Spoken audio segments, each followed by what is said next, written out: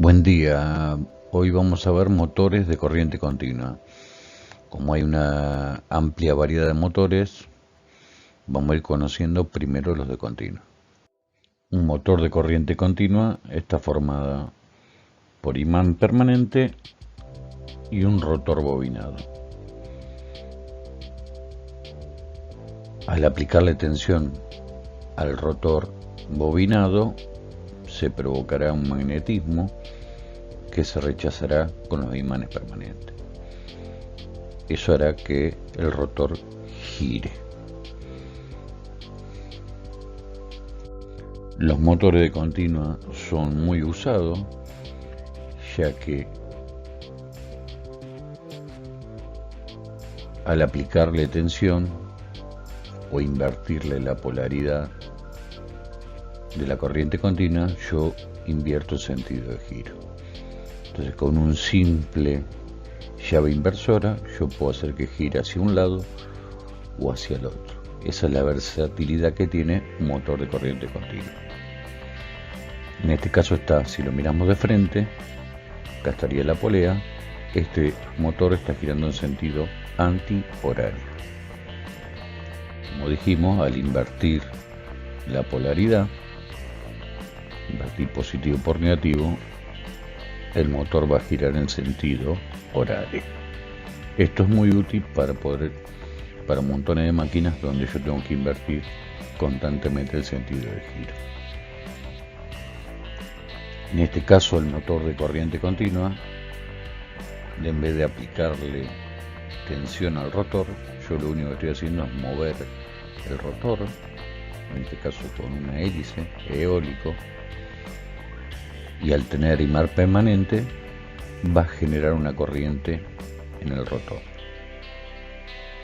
Entonces, en este caso estaríamos utilizando un motor de corriente continua como generador.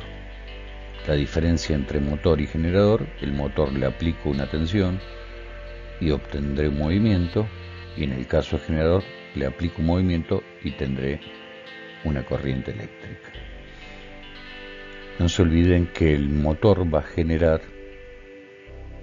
el voltaje por el cual era aplicado y la potencia de ese motor. Esa sería la potencia máxima del motor, es la que va a generar aplicándolo como generador.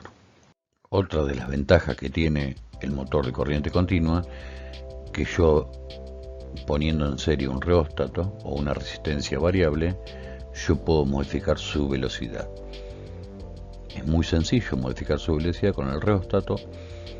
Le pongo o le saco resistencia, eso sería subir o bajar el voltaje, y el motor girará más despacio o más rápido.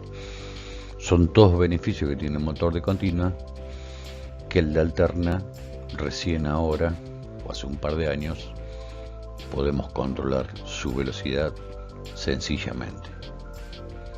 Un motor de corriente continua tiene una carcasa, un rotor bobinado, imanes permanentes, dos polos y los carbones. Y acá tiene el colector para llevar la corriente al bobino. Esto es un motor de corriente continua de imán permanente. Existen dos clases que son las más comunes. Uno es el motor con imán permanente, lo único que tengo que alimentar es el rotor. Acá estaría la batería, el rotor. Como los imanes son permanentes, al haber un magnetismo en el rotor, empezará su rotación. O puede ser que en lugar de tener imán permanente tenga bobinados, a los cuales los tengo que alimentar también. Entonces el bobinado, si le paso una corriente, generará un campo magnético. Entonces estoy formando un campo magnético o electromagnético. Entonces este sería un motor de corriente continua con rotor y estator bobinado. Como dijimos, las aplicaciones de un motor de corriente continua antiguamente eran ascensores, puentes grúas, hoy se siguen usando en impresoras, equipos de música, en trenes, en autos eléctricos, equipos médicos. El motor de corriente continua va a venir indicado, no tiene frecuencia, pues corriente directa, DC quiere decir directa corriente en inglés, y lo único que me va a indicar es el voltaje, 90 volt de corriente directa. Si le pongo positivo o negativo, girará hacia un lado, y si le pongo negativo o positivo, girará hacia el otro lado. Esas son las ventajas que tiene. Un fácil control de inversión de giro y un fácil control de velocidad. Por eso es tan aplicado en muchas cosas donde necesito muchas inversiones de giro y control de velocidad.